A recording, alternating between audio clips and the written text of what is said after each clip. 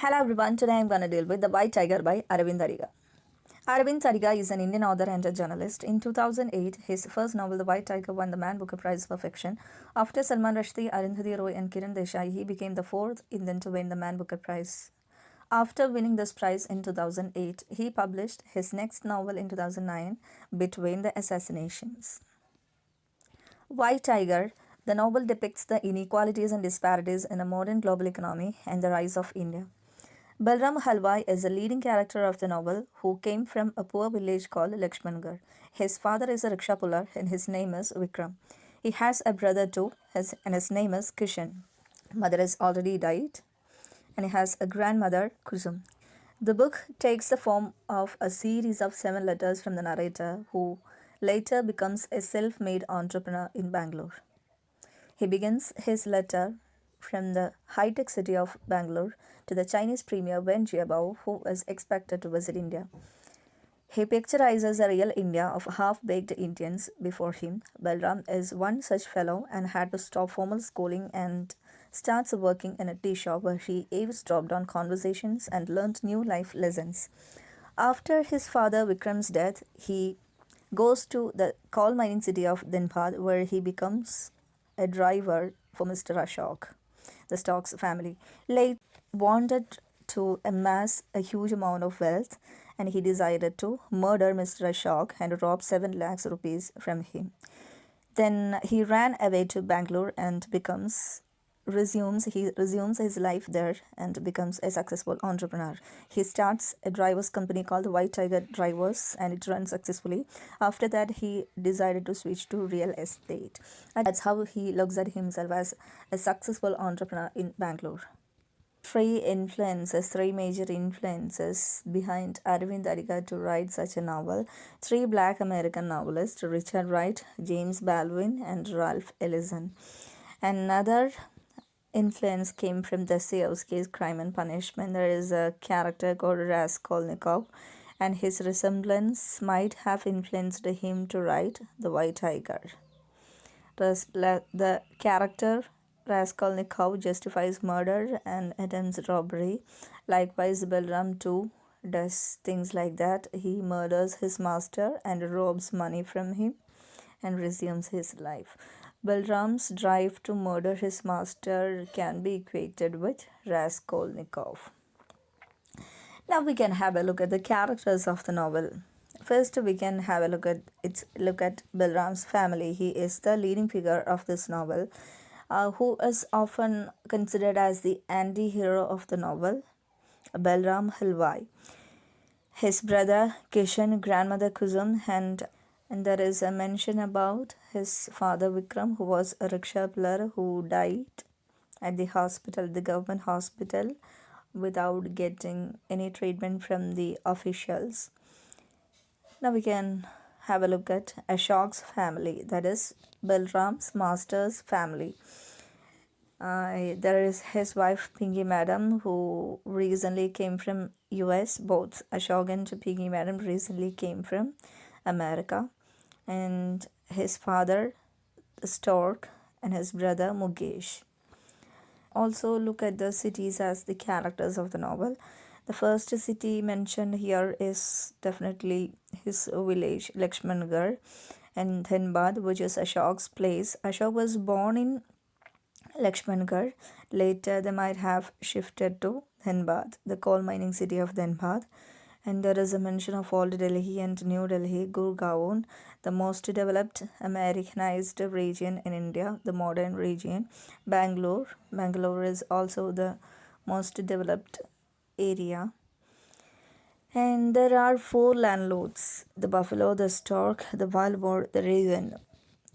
And the politicians, Vijay was someone who worked in bus, and Balram was much attracted towards him.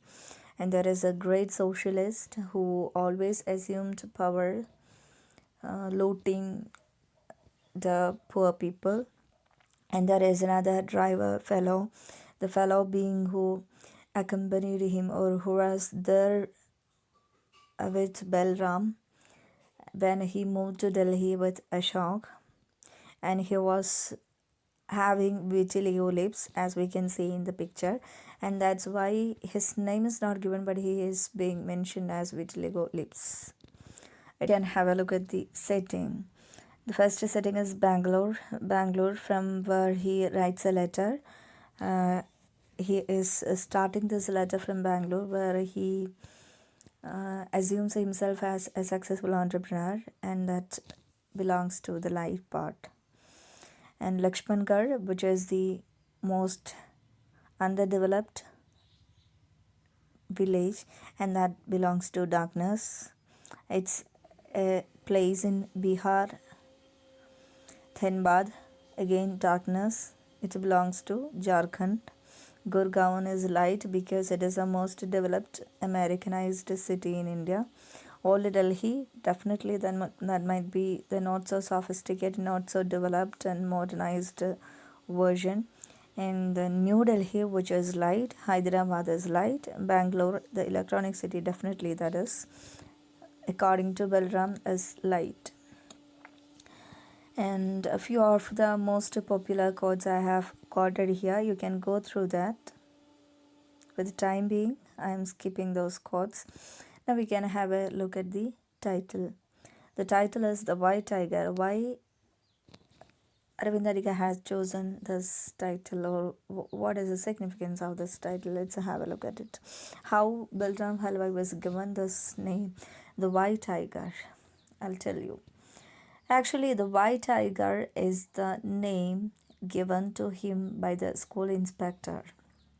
In schools, there will be, especially in government schools, there will be inspections, and the inspectors will be coming, they'll be asking questions, they will be verifying the papers, they'll be checking, they'll be interacting with the students, they'll be doing so many such things. And one day in Balram's classroom, the inspector came and he asked many questions, and Balram was the only one who answered all the questions asked by the inspector, and he was very happy with him. And then he asked the students, "You young man are an intelligent, honest, vivacious fellow in this crowd of thugs and idiots. In any jungle, what is the rarest of animals? The creature that comes along only once in a generation." And he replies, "The white tiger. That's what you are in this jungle." And that's how he was given this name. So the white tiger, the name white tiger, was given to Balaram by the school inspector. He is being considered as the most powerful, the one that appears only once in a generation. And now we can see what the white tiger symbolizes. It symbolizes power, freedom, individuality, determination, and wild nature. We can see Balram as an amalgamation of all these things. He has power. He hailed from a very poor background, but he has that courage and determination, his individual strength. He wanted to explore, he wanted to be like the masters, he wanted to move to the lighter part of the world, part of India. Thus, he devised his plans, he became successful in that. He murdered his master, it shows his wild nature, and he became successful. Whether that's in a positive sense or not, that is another question to be debated upon. And the next image that we can see in this novel is the image of the rooster coop. I'll read this quote. I quote, "The greatest thing to come out of this country is a rooster coop. The roosters in the coop smell the blood from above. They see the organs of their brothers. They know they are next, yet they do not rebel. They do not try to get out of the coop. The very same thing is done with human beings in this country. See, this is the image of a rooster coop where the the roosters are above, and from the below compartment there will be the butchers will be taking out the roosters one by one, and they will be killed. But no matter what, the other roosters are never going to make any sounds they are witnessing everything, they're watching everything, they know that next will be their turn, but they're not doing anything. Likewise, the poor Indians, the drivers, the servants are like that. They know what their condition is going to be, how they're going to suffer under the rule of their masters, but they know they're never going to do anything against it. The rooster coop is doing its work. Servants have to keep their servants from becoming innovators, experimenters, or entrepreneurs. Yes, that's a sad truth, Mr. Premier. The coop is guarded from the inside. So Balram here is saying that we all servants, we the drivers, are like rooster coop. That's a servant mindset actually, that we know we prevent even the other servants, uh, prevent them from becoming innovators, experimenters, or entrepreneurs. Might be they might be jealous. They will never do anything apart from what they have been assigned to do.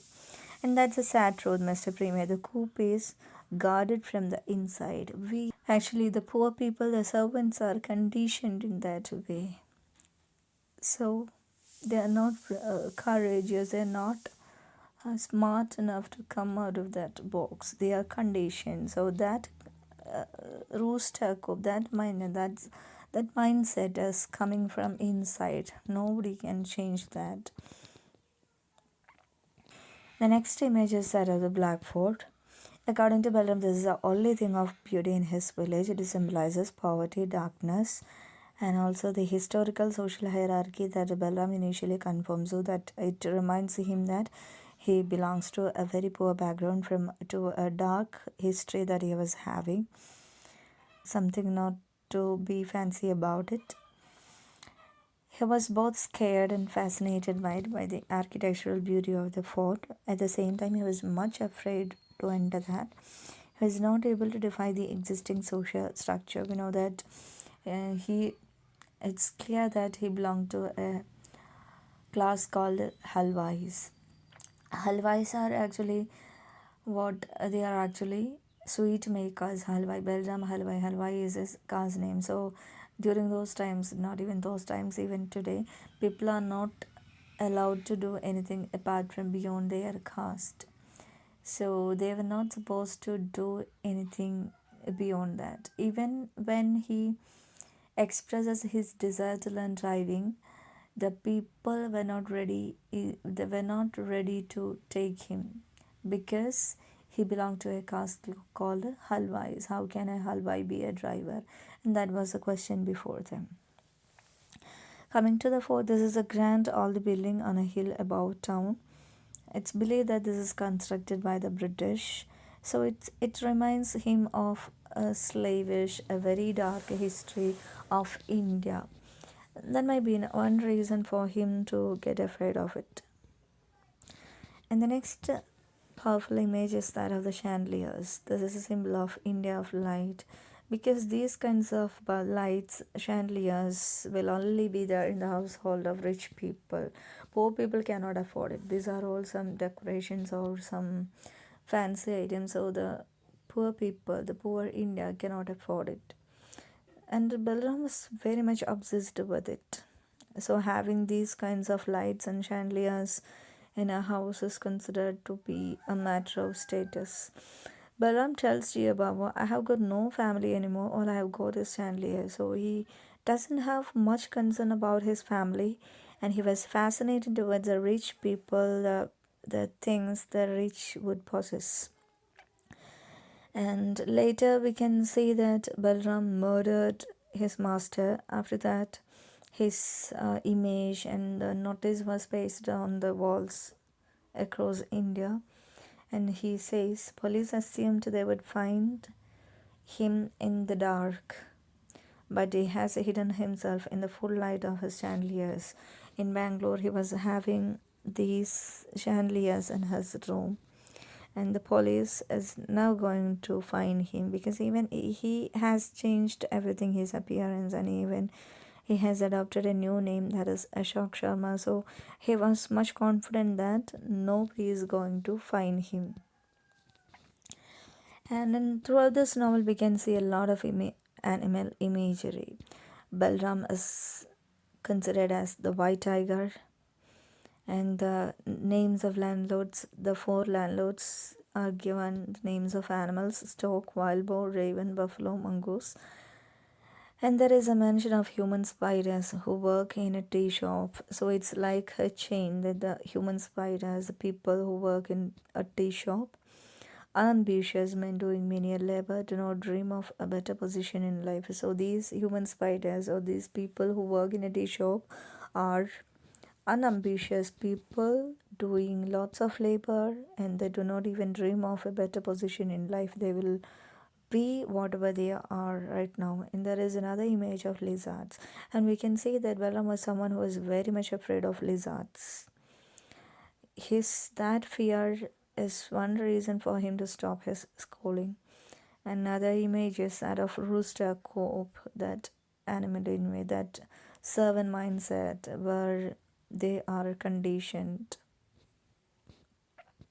So there's a mongoose, buffalo, the raven, wild boar, stock. So these are some pictures for that you can remember the names. Have a look at the themes of the novel. Globalization is one theme. Development in urban areas, world market, better opportunities, migration of villagers to cities, individuality. And what has happened after globalization? The world market was open, right? People could access everything across the world, sitting in their rooms, sitting in their place. So the world market was open, and it brought development. Urban areas, world market was open. People got better opportunities. People migrated from villages to cities because where they could get much opportunities and individuality. Every individual have that individual strength. They thought about themselves. They have that self-respect, everything. They became maybe much stronger. About economic development, rich and poor distinction, inequality. Then economically, even though India is an economically fast developing nation, the rich and the poor distinction was there. The rich people became more richer and the poor people became more poor, and their states were never, nothing happened to the rich and poor distinction. That is, the rich became more rich and the poor became more rich. That's it. Inequality was always there.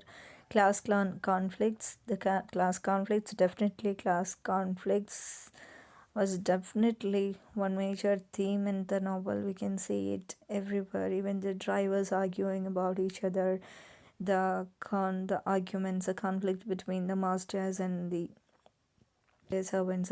You might have, if you have watched my previous video, you might have seen that there is one incident where Pinky Madam is drunken and she is driving the car, and she has hit and run a boy. And at that moment, Balram drives a car to their household, and they've not cared about the person. I mean the boy who was being hit. His name is not even mentioned. So that's how the poor people were much neglected. Freedom. Freedom, how we can define freedom? Who is actually enjoying the freedom? The rich class, the poor people. Who does actually enjoy freedom? Individualism, distinction between the rich and the poor.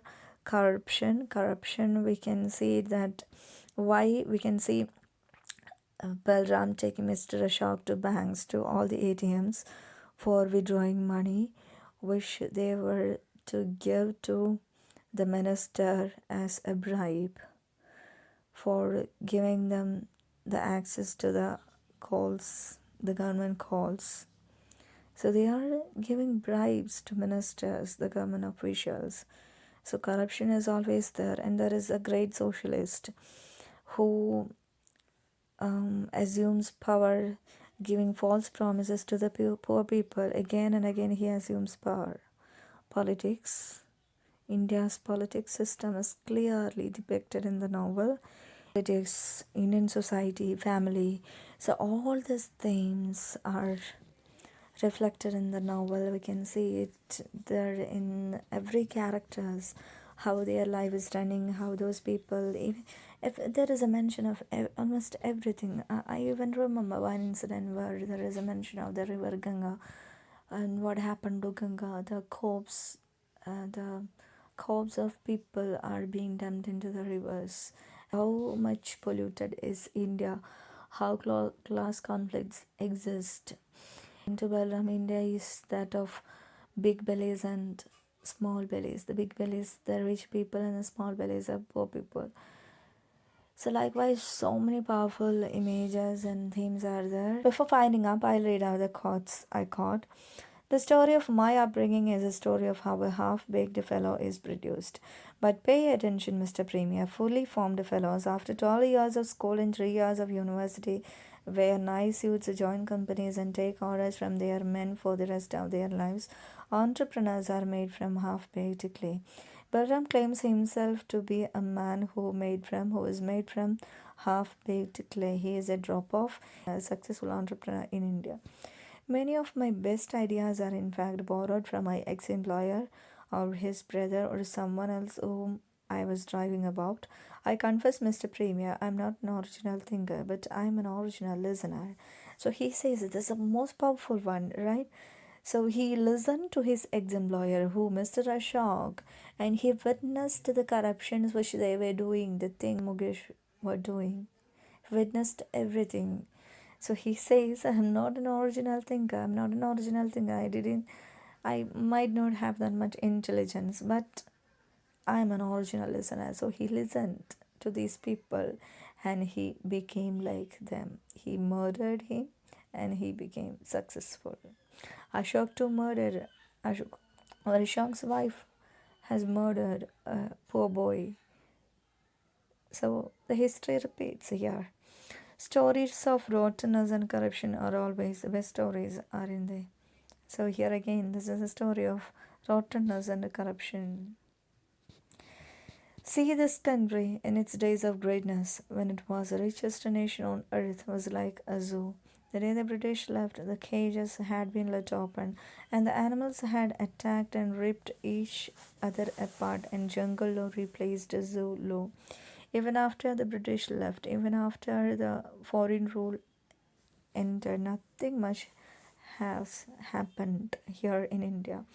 Just the jungle law replaced the zoo law, no much differences.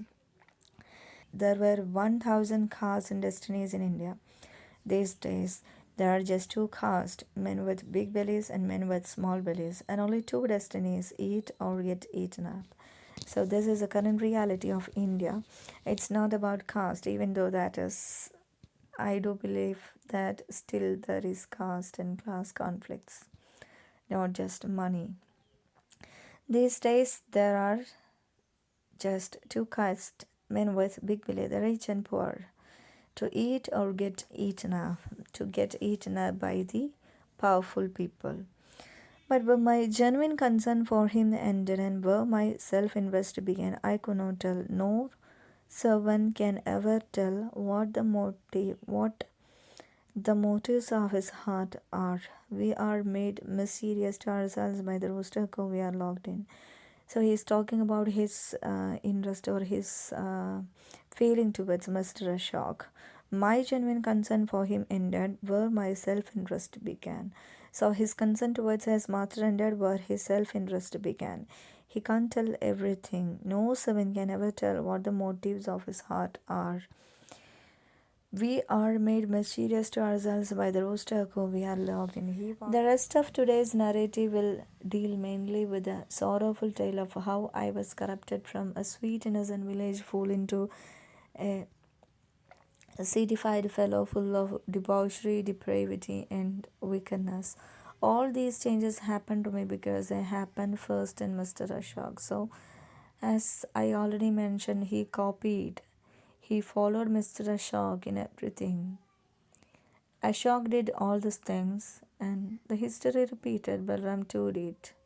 Let animals live like animals, let humans live like humans. That's my whole philosophy in a sentence. Let animals live like animals. Let humans live like humans. So, this god might have different connotations and different meanings. Balram is the white tiger, so he might have considered himself as an animal. Animal can do anything, it can go to any extreme. So it can justify his acts. Even though he murdered Ashok, that was because he wanted to survive in a nation called India. Now, despite my amazing success story, I don't want to lose contact with the place where I got my real education in life, the road and the pavement. So, yes, definitely. We can see that everywhere he overhears the conversations of people, even at the tea shop, even at the streets, the pavement, the road, everywhere he listens. He eavesdropped our conversations. So that was his real school, not the formal education. He did his schooling there in the roads and the pavements. The city has its share of thugs and politicians. It's just that there, if a man wants to be good, he can be good. In Lakshmangarh, he doesn't even have this choice. This is a difference between this India and that India, the choice. In cities, in those places, they have many choices. They can be good or bad. But in Lakshmangarh, he doesn't even have a choice. People in this country are still waiting for the war of their freedom to come from somewhere else. That will never happen. Every man must make his own Banaras. The book of your revolution sits in the pit of your belly. Young Indian, grab it out and read. So the book of your revolution sits in the pit of your belly. It's there in your lap. So grab it, read it, and become successful. And never, nobody is going to bring you changes. Nobody is going to make any revolution unless you think you want to change. So that's a message that Balram is going to give. I'm not saying that Balram was a very good person. Often people do not say so because he murdered, he did so many crimes. He didn't become a successful entrepreneur in a very positive manner, or he was not good in what he was actually doing. And I don't know if we can call Balram as a Byronic hero. Not that he was not a Byronic hero actually, but he was an anti-hero. He was a very good person at the beginning. Later he murders his master, and he did lot many negative things, and that's how he became a successful entrepreneur, and that's how history goes. So it's a brief analysis of the novel. There might be so many things to be added upon. You can refer, read more, and if you haven't watched my previous video, please go through that. Detailed chapter wise summary is given there. So that's it. Read the original text, go through the articles, go through the slides, read again and again. Thank you so much.